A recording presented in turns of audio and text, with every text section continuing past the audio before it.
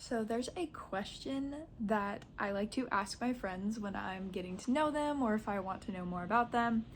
And the question is, if your brain were a place, what would it be like?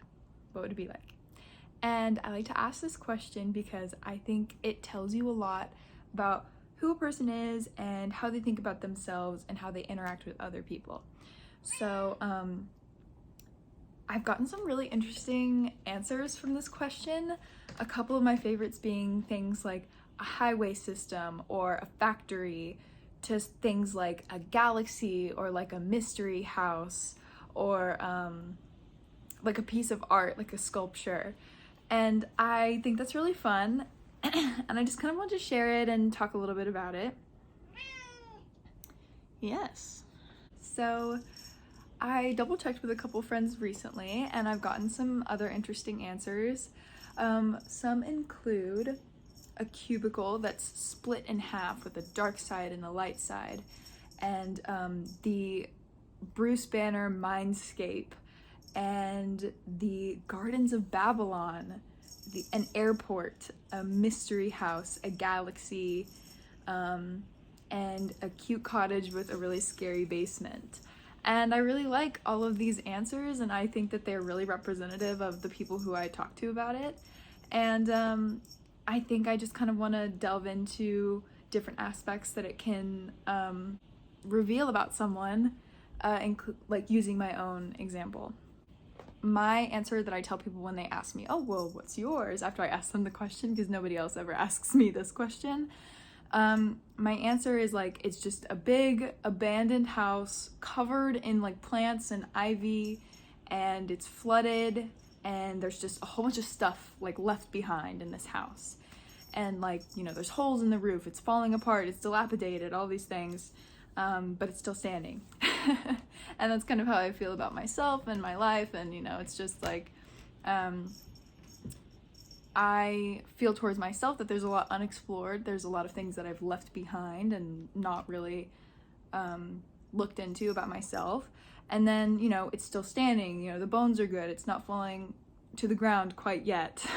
And then, you know, it's covered in ivy, so like sunlight can like slip in through the attic, but you know, the ivy is still covering everything, and so it's kind of hidden in this like landscape that it's in.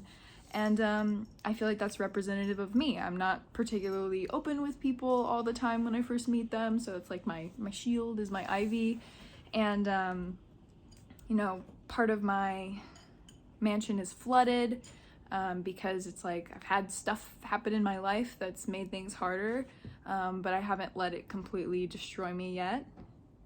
But I got the idea for asking people this question because I watched the show Lock and Key, which is based on a comic series, I think, or graphic novels, I'm not 100% sure because I haven't read them, about kids who basically discover keys that have superpowers. And one of the keys is a head key, and the key just like goes in the back of your neck, and then there's an entrance to your mind. And different characters have different mind locations in the show. So one of them is like a mall, one of them is an arcade, one of them is like a theater, like with, you know, a stage and seats and, you know, shows going on. And I just think it's a really fun question, and I feel like I've learned a lot about my friends from asking that question. And you know, sometimes it's really simple things like 2 words, a highway, that's it, highway. That's my brain, that's how it is.